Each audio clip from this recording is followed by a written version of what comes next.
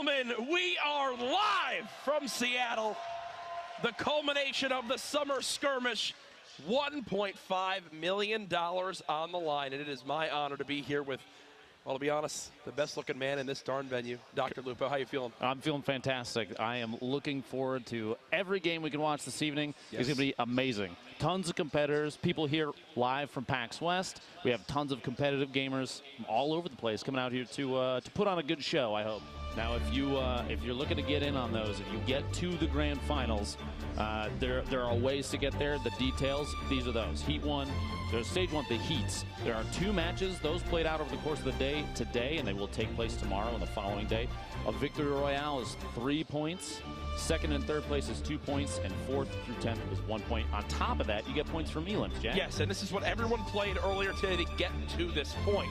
Now, for the qualifiers itself, we'll play 6 matches here tonight. Same point breakdown. Ben, you mentioned elims count 2. 3 to 4 elims, that's your 1 point. 5 to 6 elims, that's your 2.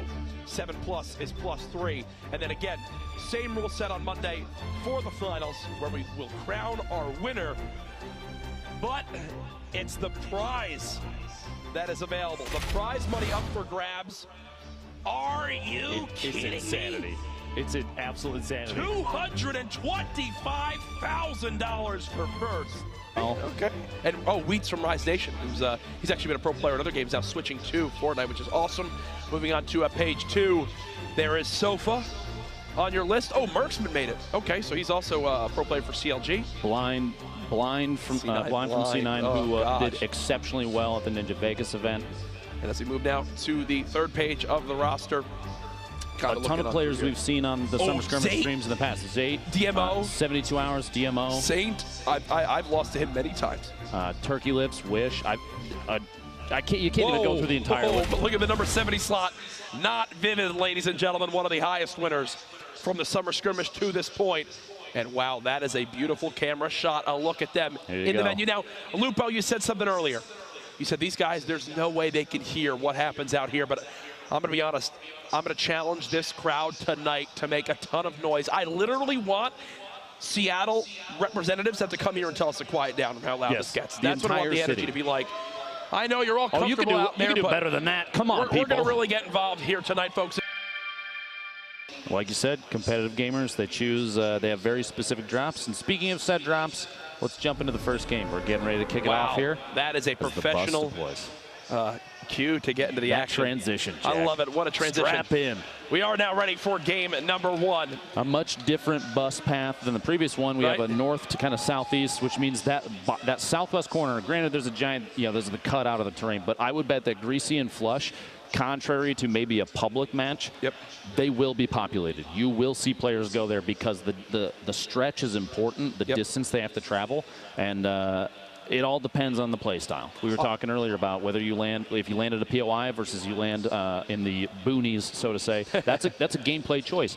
You're choosing whether or not the early game is more important. You go for early eliminations, or if you're trying to stay on the outside, touch the little one-off buildings, gather as many resources, as many materials as you can. Maybe find purple AR if you get really lucky, and then bunker down if you're shooting for that that top 10 placement for points. And just from that map that we saw earlier, only one person landed lazy, only one person landed risky. Realistically, only one person landed Tomato Temple. They're getting free reign of all the loot that goes on there. Now that drop there, you saw Vivid had dualies and then immediately just decided to back out after he smacked the tree a couple times, get a couple materials, playing for late game. Dualies versus shotgun. He does have the clingers in case he needs to kind of make use his get out of jail free card. We'll see what Fugues decides to do here. I didn't realize Boss was that weak already. I didn't realize 10 Boss was that weak. Looks like Fuse is going to go for it now. Feeling confident all the way on the outskirts of the map. This is that building that has the pre-built structure already on it. So if you're wondering, wow, who took the time to edit this? Looks like a player. This is literally, it's meant to look like a player build. Going down, look for the edits, trying to find as much loot as he can. It's interesting to see this kind of like this verticality. They know that the other player's still inside. You couldn't ask for anything better. He winds up getting a shotgun. Or sorry, he winds up getting the bandages out of it, which will help him heal on up. Found the shotgun on the ground. What's crazy too about this building is those are neutral walls, so anybody can edit those. Yeah. DMO over here. just digging through as much loot as he can. Got lucky, found some minis, which is going to be super important. Early game shield. You see, he chose the gray AR over the gray burst. Low ammunition, low medium ammo count. A burst is going to be really bad. You're going to throw bullets away. And you don't want to do that, especially in a game like this where you don't know how much ammunition you might be gathering. That's actually the location that I landed in for the Pro-Am back at E3, but now as we swap perspective to basically the opposite side of the map. Yet another top-down, 2 players stuck in the same building. Back over Fuchs. Gets the elimination on Boss. That's a big takeout there. Boss, an excellent player. I'm sure next game we'll be looking to make some big plays. Right, and again, going right back to healing on up, over to Vivid now. He's on the outskirts of the map as well. A so low he's in a fight with count. Wheats. He's only got 1 build left versus Wheats out here. A suppressed SMG, standard SMG. Wheats trying to make a move in there. He's sitting on 16 builds possible versus Vivid's 1. That suppressed pistol, 38 headshot. Vivid's accuracy coming out and here. There you go. Wheats had a rift to go. He's going to go ahead and try to spot exactly how this plays on out. Vivid, if you do this. Hit these shots. You know you want to. And he chooses not to. Taking just a couple. I think the decision to conserve ammunition right now more important, and potentially other players coming in, because those fights, especially if you're not using a suppressed weapon, you're sending up a signal flare to everybody else. Hey, I'm over here, and I might not have shield anymore. Oh, Gorilla is maxed HP. Another fight going down versus Nibs. On top of the building. Nibs does have that tac shotgun. What a huggable guy flying in here. And you saw in the previous engagement, those pyramids are used all the time by competitive players. You know, the flat surface and pyramid on the top to kind of double up. Ooh. Oh. Fulmer gets the shotgun down on the huggable guy before he can break on out. Back to the fight we saw in the mansion just outside Greasy. Such a low material count. These fights so awkward. Top players. I mean, you almost feel naked in this game when you don't have over, what, 600, 700 material in your inventory? You'll notice, too, right here, Nibs is even mid-engagement, swapping to the pickaxe. Gives us a couple smacks, grab a little bit of material, because that can mean one surface can mean the difference between winning an engagement or losing. Absolutely. And we did swap late for a second, but Gorilla, who we saw had max health, was actually dropped to under 60 HP. There's a look at the map for a second, but let's dive back to the full screen action as I believe a third party has entered on into this fight. Like tempo Payne, you see the shots from the feed. Payne got the elimination on Gorilla, and Nibs versus Payne, this little build off here. Low material build off, and Nibs can't even build. He's got 9 wood and nothing else, so he has to back out. But you gotta love this play. Here Immediately forfeits the high ground. 122 brick, and now this is back in the fight immediately. He's gonna build up, kind of can himself in, push inside the building to try and throw Payne off so he can't track him. Payne, a ton of materials, and he's got a brilliant loadout here, Lupo. Grenades, he's got the swap weapon between the pump. The shot, when it looks like it bounced back out, you gotta push up this little build off here, and the quick edit, the shotgun. Oh, and the Payne had the shotgun swap after the fast edit, dropped down, and just barely missed a shot to the target's left. Nibs getting the elimination. That's a tough thing, right? The tactical shotgun, you kind of feel it. Yes, it's not as strong for those heavy damage hits versus the pump, but you can kind of consistently get out that damage. On the other hand, there for Payne, he uses that pump, and when he misses, the first tack hits from his opponent, he immediately goes, oh, all advantage I had is now gone. Big mistake. He tries to swap. At that point, there's already been 2 more tack shots fired, and it ends shortly after. Hysteria in an awkward position here. He's low on materials. He can build up a little bit, but his base is falling. He's going to try and build the counter, and it's not enough. The fall damage is too much. Nibs gets the elimination on Hysteria. Here's some Vivid earlier on. Vivid, yeah. Swap on over to him. Gets an engagement. There's the quick cleanup on the Diggy, and look at the loot there. Vivid, who we saw just had a silenced pistol earlier on with just 73 HP. Now has some shields, has a limb. He's got some great weaponry as well. The big thing, though, is the ammo. The big thing is the ammo. Sitting very low. Pretty much everything except for the shotgun is not. You're not going to be able to reload those, and that means that he has to make really confident, intelligent choices on engagements. So real quick for everybody at home, 5 players with 2 elims so far on the verge of earning themselves a point. Dremin, Replays, DMO, Sofa, who was the winner from Heat 1 earlier today, and then Nibs. We've watched a lot of his action outside of Greasy. Again, here's the benefits of this spectator client. Shout out to Epic. Awesome updates happening in the game. Wonderful information. Now, actually, just right there, DMO was eliminated took 68th, but still a 2 elimination player taken out. Can't be stressed enough. You need 3 elims to earn a point. Fight going down now for Snood as he's trying to keep this high ground. You're seeing just how fast players are burning through these materials, and we might sound like a broken record, but folks, you need them. You need them so badly. When everyone can build in these lobbies, every little bit counts. The zone now pushing on it as well. The shotgun engagement whiffs that shot as well. He's trying to get. He doesn't want to have to run away. He wants to clean up this player, secure the loot, and then go and not have to worry about his pitch. He's at 2 eliminations already. He knows if he gets this, that is a point secured for this round. This could be our first point of anyone here in the qualifiers tonight. So much shield. He's dropped down to 25 health. Snood needs his elimination for 1 point. And again, every point matters. And look at how healthy his opponent is. Cubs Mill. He stopped inside the box, popped the mini, so he had a little bit, but still the Storm taking it away 1 HP at a time. He's trying to get a top down here. We'll see if it even plays out. What a shot! Down to just 22 HP. Snood, does he go for it all? Snood's got to go for it. He has no healing. He heard him drop down. No! He dies to the Storm. Snood just died to the Storm. 2 eliminations. Look at him, look at the reaction. And I think he's done as well. They both risk it in the zone. And oh no, the dance. Star power, unfortunately, won't help you there, buddy. That's heartbreak for Snood. Heartbreak for Snood. Back over here, Mars Cities. This was earlier near the beginning of the game. You see taking Jota out, 64 down to 63 players remaining there. What a set of plays. The drama in the Storm. That kind of choice to just say, nope, I'm done, and just dance it out. I can respect that. That's one of those stories that we have to keep in mind as this goes on. Snood missing out on that 1 point opportunity. You know he's kicking himself right there. Saint, who played a ton in the summer skirmishes up to this point with OP. Triz in the feed taking out Nate Hill. Oh, Nate Hill. Player I mentioned from FaZe earlier, an excellent player. Yeah. Going down. Now, Saint versus Ream 57, a little, some edits, some preemptive edits here. Looking for the drop down. He closes the roof. See how fast? Close the roof above him just in case. Just in case. I don't know how they do it. The big thing for him, though, 2 big shields, too. He's already at max HP. He's in a good situation. Now, here's a look at the zone. And Ben, I'd love to hear your thoughts on this. You see a players number of all around the outskirts, but what are the benefits of getting in the zone early on when the zone updates? They call that gatekeeping. You have an opportunity there. You get inside the white circle, the safe zone for when the Storm moves next, and you can watch for incoming players. People that might have been, they might take engagements from other players that are trying to push in the safe zone. You just sit in the top of your 1-by-1. We've seen in previous summer skirmishes, players like Tfue will pick up a scoped AR. You did it to me with a thermal. I did indeed, and I apologize for that. You did it last week. Remember, Jack?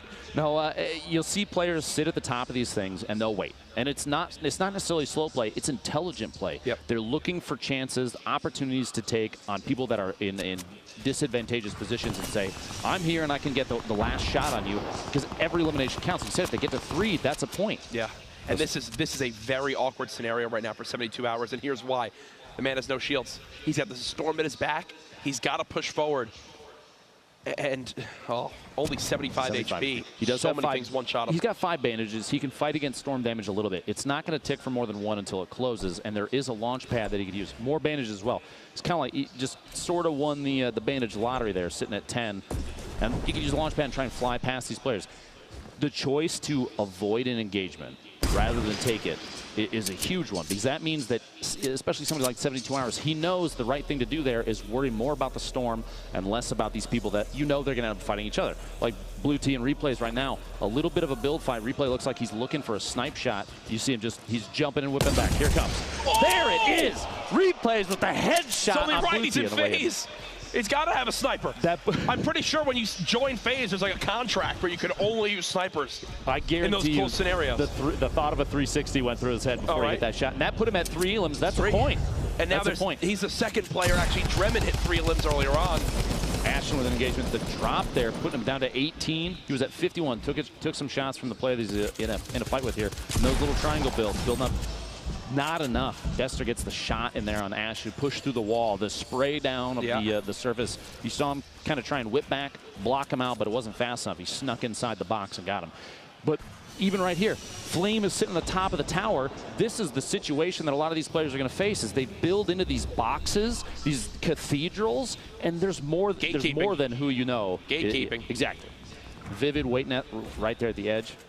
just trying to pick up what he can. A heavy sniper here.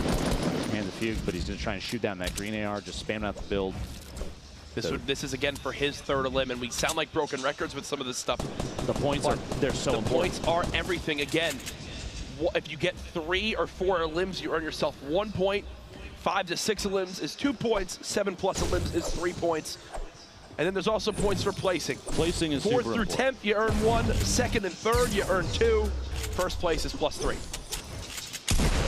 The edit there, do you see that? It replaces the wall, places the wall, edits a window so fast to try and get the shotgun, the pump shotgun shot off. He's going for it. You see every time. He got it, he got it! Right there, gets the shot. What a fast edit. He's doing such fast edits, he's confusing himself as he's just trying to get in the box. Swapping down over to Dester. 5 HP. And there's the drum gun. Drum gun. Right now, Dester just holding down left click, trying to keep the wall up. Turbo mode coming in clutch for situations like that where he can just keep his opponent out as long as he's got the build up, holds down that left mouse click. And this is almost a must. Flame. What? 5 HP in a dream. He popped 2 minis. So he's at 55, but he didn't take. Oh! He got 3 elims though. He got 3 elims. It's a point. Turkey Lips coming in third partying, basically a melee combat third party to try and get the last elimination. And third partying is something that we talk about so much. If you watched any of the summer skirmishes up to this point, I'm sure you've heard the commentators talk about it. Why is third partying everything in these bets? So you have 2 players like this right here, 72 versus his opponent right now. There could be a, we'll say, third party that can come in and somebody that knows that there's a fight going on. Assuming they're weak, damage. Exactly. Get a free kill. And say, this elimination is mine as well. You see on your screen, 6 players right now. Even though Replays and Dester are both eliminated already, 6 players already have 1 point from this first game of 6 for this evening's qualifiers, which is huge. Yep. You're going to see a lot of players play safe, especially the ones now that have that point obtained already, because it's just a smart play. TB Fulmer actually just moved up there as well.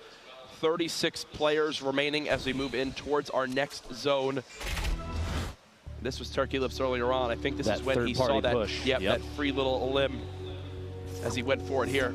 Quick break, and then hello. That new shotgun, man, the double barrel is something special. An intelligent play there, too, to wait until what is essentially the fight has played out.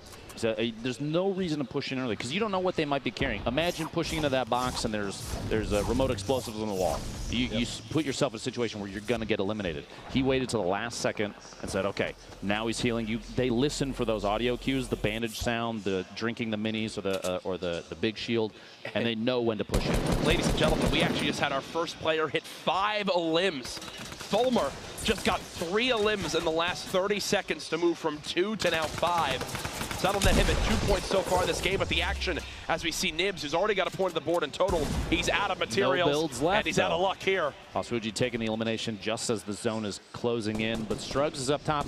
This is that third partying that we were talking about. He's got a window edited open. He's just tapping down below, seeing if he can pick up that last elimination. You have Horrified. Fuzzy's like, please no one know I'm here. I'm down here with 1 HP, guys. Don't worry about it. He's got his hunting rifle out, but you know he's not going to engage anybody. That's a play for position and knowing that if he steps out of that box, that's going to be all she wrote. Yep. Horrified trying to take some shots there. Struggs, you see earlier, I was talking about Struggs third partying from the top of that tower, gets the elimination of Basuji with the rifle shot 82 meters out. Nades coming in and just waiting to see if he can hit that hunting rifle shot. Exits had a campfire, cozy campfire used in there. Powder underneath Horrify there. Punisher taking shots. Just the purple AR tap fire on these buildings. Some stink grenades to try and push an opponent out of their position. Because Punisher may or may not realize there are 2 targets over there.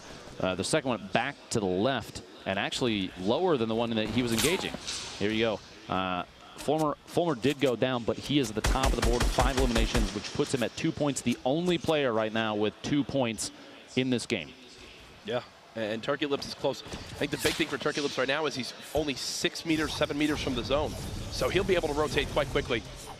And again, I like the use of that impulse grenade by Punisher. Saving materials, just impulsing up to the high ground instead of having to build himself, wooden ramps. Every wall counts late game, Dr. Lupo. See him smacking these trees too. Leaving them up too. One of the things that competitive players tend to do, especially early to mid game when there's movement happening. And this is Fulmer, by the way, the the push to 5 eliminations gets one outside the zone there on Prodigy Aces. But the farming those materials, they'll leave trees up and not knock them down, because when the tree goes down, you can see those from anywhere. Oh, Turkey Lips, you hear that sound when the shields are officially ripped off. That gives Morgoth TV. Drop down the rocket and attempted to play, and Turkey Lips actually takes himself out with the rocket. And I can tell you something, Morgoth TV is very angry because that would have been 3 limbs, and now he's down to just 6 HP. This could be the worst case scenario, as he thought he had the 1 point secured. He's got to push inside still. The Storm, 20 seconds left, and he's got players boxing up in front of him. He's reloaded. He's good on materials, at least for an initial kind of box up. He can build himself some structure, but after that, he's very 400 might seem like a lot, Jack, but it's just not when these players are going to start spamming buildings down. You hear the explosions coming out. It's nightmare fuel for some of these guys. Morgoth's trying to get that 3rd elimination and secure a point. Again, it's two engagements that he was 1 bullet away from getting that elim he needed, and it still hasn't happened yet. Bounce pads, 4 for Exus. You see the setup he's running right now, too, is very much a close range, a close engagement setup, because these games kind of run to small circles very often. The map is getting tight with players. People are going to start stacking up on top of each other, and you're going to run into close quarters engagements way more often than not. Speaking of, the double barrel, Orify goes down after the swap to the drum gun. He's going for as much healing as he can. The mini is going to come in clutch. He just got dropped to 23 health. That was 1 bullet again that Morgoth wasn't able to get. See, it's Wheats now moving closer. 4 players in this one area.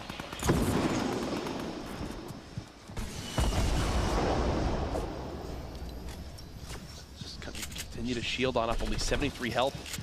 Looking for that perfect third party, engagement. Doesn't want to get a straight up 1v1, especially with this little HP. Now they've got to start making moves quick too, because you see there's 21 players left and 20 seconds before. This is the first time the Storm is going to move in this first game. Finishing a challenge there. Well done, Morgoth. But the Storm is going to start to move, and that's why Morgoth is moving already. He's trying to prepare ahead of time, and you'll see a lot of players do that, but you'll also see some players, especially if they have bounce pads, they'll wait to the last second because they don't have to move early. They can let everybody else get into position and start fighting each other, and then kind of sneak in. They're trying to slide in underneath all the combat. Here it goes, Storm folks. Starting to move. Everyone's swarming. Morgoth turns, tries to put more still damage down range. Still hasn't gotten his 3rd elim. Tig set up outside the zone. He's got to move in as well. Here he goes. Expect him to place floors, walls, ramps, trying to build for that high ground. The Storm hits for so much damage at this point. A little build battle going on down the quick edit. He misses it. Now he'll drop on it. There's a trap that hits him for the full 150. And now he realizes just how desperate of a situation he's truly in. The panic build's coming on in. The quick drop down as well. The sign of a great player. As he's able to recover for the moment. He's actually in a wonderful position for the next circle. You see in the top right, he's already on the west side, and it's going to go north-northwest. He could just slide along with that. But these shots, this is the time. There's 20 players left. You have to remember, top 10 minimum to get a point, and that means everybody's going to play for position. And a bad position from Tig gets shredded from up top. That floor and triangle build pattern, trying to build up double layers, and Psalm, one of our previous round winners from the heats today, to get into this qualifier, playing exceptionally well. Three eliminations here, which means a point secured already. 15 seconds till the Storm moves, Jack. What's your play? Oh, my play is get as close to the next zone as possible. I don't like to play for the high ground, which is probably the wrong thing in general. I typically play the low ground in these scenarios, as it looks like 2 players now fighting for the high ground at the moment. Alpha Ammo, the bounce pad, brilliant stuff. He tries to shoot down the structure and only gets tagged for 15, so... Oh gosh. He's stuck against a bounce pad under the stairs. That sums up my life. He's in a box. If he can't make it out of there, the Storm is gonna eat him. He can't get out, it's still going off. You see the top of it, he's still bouncing. No! Oh my gosh. And there that's the last time Posey ever used a bounce pad. Everyone now swarming on in. You can see just how hectic this is. The high ground right now looks like Sean has it, but there's 72 hours on the right side of your screen with just 100 HP. Wheats on the bottom left down to just 1 health.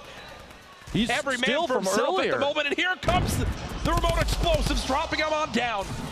A damage tag there. I can hear the crowd behind us getting into this, folks. 13 left. No elim yet. He's still looking for his second one. 13 left.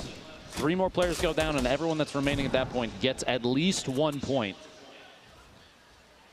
And remember, folks, we are live all weekend with this action from PAX, the final week of the summer skirmish. These players across tonight looking to qualify for Monday's $1.5 million.